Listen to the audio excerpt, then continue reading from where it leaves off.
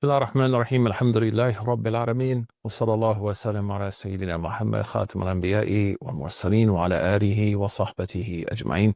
Assalamu alaikum wa rahmatullahi wa barakatuh. Welcome back to the primer for the primer, or priming the primer, a course which is preparatory in nature to prepare people for the more intense academic pursuit of learning usul al-fiqh. Usul al-fiqh serves as a methodology, the methodological foundations for deriving Islamic rulings. That involves recognizing evidences, how to use the evidences, no qualifications of who can employ those evidences in the public space. I want to talk today about theories around the idea of knowledge and why, because ultimately the more certain the knowledge is, the stronger the ruling will be. Remember this correlation. The stronger the evidence and the use of the evidence, as well as the strength of the claimant of that evidence, the stronger the ruling is. And go back to what I said earlier, usul al-fiqh, ma'rifatu dala'il fiqh ijmalan. The fiqh evidences, okay, based on strength, source, how to use them is now what's called istidlal. How do you employ those evidences? Is there a hierarchy of evidences? Are those evidences sound? وحال المستفid, the qualifications of the one who employs them. So the level of the intensity of the ruling is how all three of those sort of align. So Quran strong, is the evidence being used from the Quran strong? Is it compliant with usul? And is the claimant of that evidence, like this is haram, or this is halal, or this is fard, or this is wajib? And here we see the centrality and importance of the madhahib that represent centuries of peer review that are sifting through these three issues: evidence, properly employed, scholarship. So you can take that historical sort of, if you will, safeguard, or eschew it for something else which may not have the same sort of support. All right? So when we talk about the intensity of a ruling, we're talking about these three things and how strong they are: source, usage, scholarship. So we're going to talk about knowledge within that context. Usually when the scholars of usul use the word ilm, they mean yaqeen. So what are our learning objectives? Understand the definition of knowledge and distinguish it from related concepts. Knowledge in the context of usul al-fiqh. Differentiate between necessary knowledge and acquired knowledge. Like necessary knowledge is like you're looking, the sun is above you. So necessary knowledge is something that doesn't need istidlal, doesn't need evidence. Acquired knowledge is something that needs proof. From our perspective, not from its existence. Like Allah subhanahu wa ta'ala, we say is acquired knowledge because He exists, haqqan, but our deficiencies demand that we look for evidences. Okay? Master the methods of acquiring knowledge through rational inquiry. We have a course here that you'll see soon on the rational sciences. Comprehend the levels of certainty in juristic thinking, what I talked about earlier. And you're gonna find this in like three particular ways. There's four, but we'll mention three: knowledge, presumption, and doubt. Knowledge meaning certainty, presumption, probability, and doubt, which is the opposite. So probability is like, I have these two choices. Yeah, I think this is what's correct. Doubt is, I don't know which one is correct. Apply theoretical principles to practical juristic questions. Develop critical thinking skills through the analysis of Islamic legal text, as well as constructive skills. I don't just like the word critical, I think also constructive. So let's get started. Let's talk about knowledge. In our learning objectives here, understand the concept of knowledge and its types. Distinguish knowledge from related concepts. Apply levels of perception to juristic and doctrinal issues. And here you see at the bottom are terms that you want to be familiar with that we'll be going over bi'idhnillahi subhanahu wa ta'ala. Again, if you can, like, subscribe, and share this with others. Let people know about this course.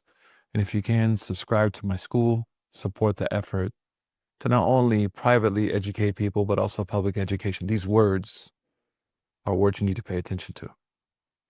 So if I'm a student of knowledge right now, I'm going to learn all these words. I'm not going to learn just their linguistic meanings. I'm going to learn what is it according to usul al-fiqh. What do these words mean? Okay. Usuli scholars traditionally begin their works with discussions of knowledge and its acquisition, forming the epistemological foundations for Islamic legal theory. Exactly. Because at the end of the day, the hukm has to be strong.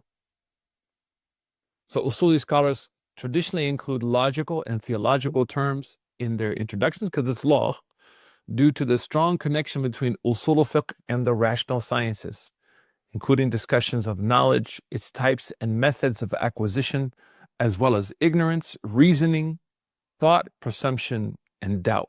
Usul al-fiqh is amazing, man. Subhanallah, it's an amazing science. So let's talk about knowledge. Ta'rifu al-ilmi or had al-ilm. Imam al-Haramain rahimahullah says, وَالْفِقْهُ أَخَصُّ مِنَ الْعِلْمِ وَالْعِلْمُ مَعْرِفَةُ الْمَعْلُومِ عَلَى مَا هُوَ بِهِ. So he says, knowledge is the recognition of what is noble or what something truly is. It'd be easier to, this is a literal translation.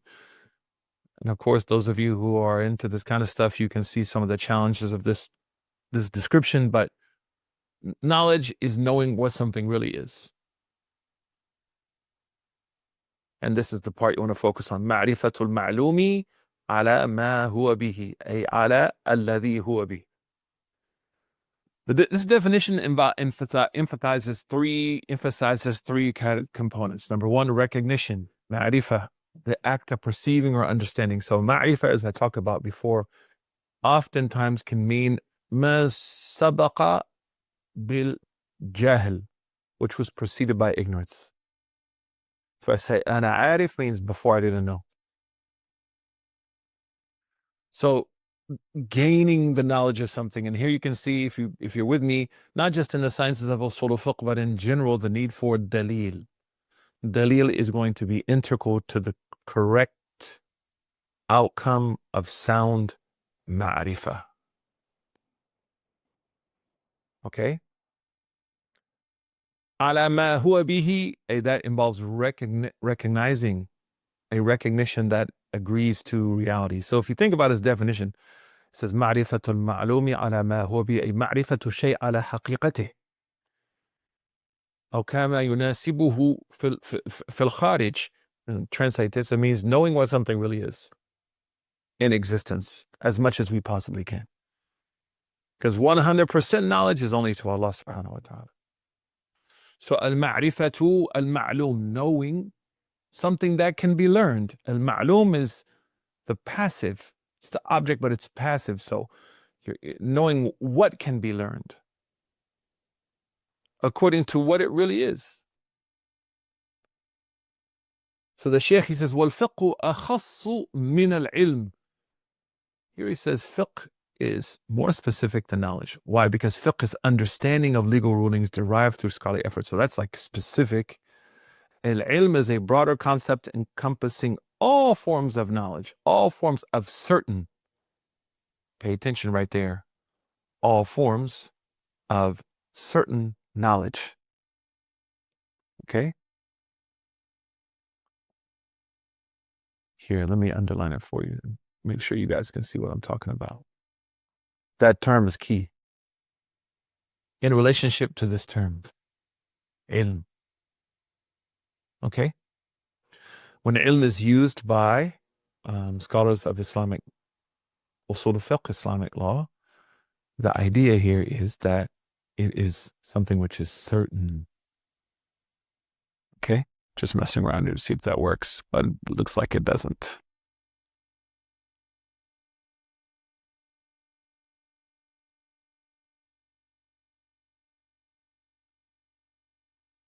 So fiqh is knowledge. All fiqh is knowledge, but not all knowledge is fiqh. Here we say what's between them is what's called umum wal khusus. This is something that you need to pay attention to, man, in your studies as you continue and as you learn, that when we say that between something is umum and khusus, this is what is being employed here brilliantly, and it's done well in English. All fiqh is not, because fiqh is a specific type of knowledge. It's the understanding of the rulings.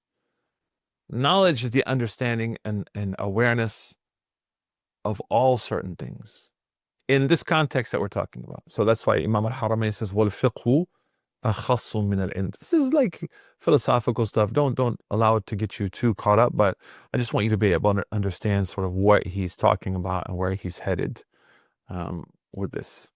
بإذن الله. So والفقه أخص من العلم. والفقه أخص من العلم. Then he continues, rahimullah. So knowledge is Islam in Islamic scholarship, or in usul al-fiqh, serves as the foundation for all Islamic sciences. That's true, not just in usul al-fiqh. It provides an epistemological framework for deriving legal rulings. What's the frame that we extract rulings from? What's knowledge? What's probability? What's doubt? What's delusion? So that is allowing us to recognize the source, how it's employed, who's using it. Distinguish from opinion, conjecture, and speculation. This is something people struggle with nowadays. Let's talk about ignorance. He says, وَالْجَهْلُ تَصَوُّرُ شَيْءِ عَلَى خِلَافِ مَا هُوَ بِهِ. We're going to talk about tasawwur, conceptualization, in our session that we'll share here, inshallah, on the rational sciences. Mawlana Haramain says, ignorance is to conceive something contrary to what it actually is. تَصَوُّرُ شَيْءِ عَلَى خِلَافِ مَا هُوَ بِهِ is to conceptualize something in a way that doesn't agree with what it really is. There's two types of ignorance that we want to talk about in this brief session. Number one is al-jahlu al-murakkab, when one believes something false to be true. So believing that the world is eternal when it is created. So they believe in something that's false. They believe that something that's false is to be true. Camels can fly. Simple ignorance, al-jahlu al-basit, complete absence of knowledge about something. So here there's no affirmation. Here there's affirming falsehood and equating with knowledge. Al-jahlu al-basit is just not to know. And you know, if you studied Al-Ghazali, talks about how these are the most dangerous kind of people. Like, all immigrants are dangerous. See this being pushed now in certain places. All Muslims are terrorists. All Muslims are bad people. All Muslims are innately evil. We see this. This is jahl. But al-jahlu al-basit is simple ignorance, not knowing what lies beneath the ocean. Let's talk about knowledge versus ignorance in this chart here. So knowledge, recognition of reality as it is. That's a great definition. As best we can. Conceiving contrary to reality is ignorance.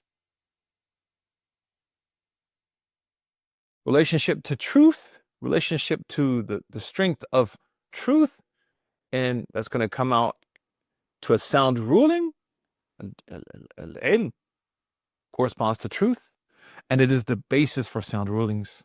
Ignorance contradicts the truth because it doesn't align with what's real, and it leads to incorrect rulings. It's very important. I wish I had this years ago when I started my study of this. I had to do this all abstractly. This is really important, man. If you can lock this in your head, it's going to help you appreciate differences and discussions amongst the fuqaha and scholars in the future, in all areas of the Islamic sciences, but specifically here in fiqh and usul fiqh. What are the implications of this kind of frame? Avoiding ignorance is essential for deriving legal rulings. That's the beauty of it. So someone's attacking the Sharia. You're at library, MSA, somewhere, you know, the Sharia is based on backwardness and stupidity. And this is also a proof why the Sharia hayy. Tajri bayna aydi nas. The Sharia is not dead because things are changing around us all the time. And the Sharia is providing us the frames to give fatwa to address these changes. So therefore, there is an intrinsic link between sociology, anthropology, history, all kind of sciences, and the fatwa.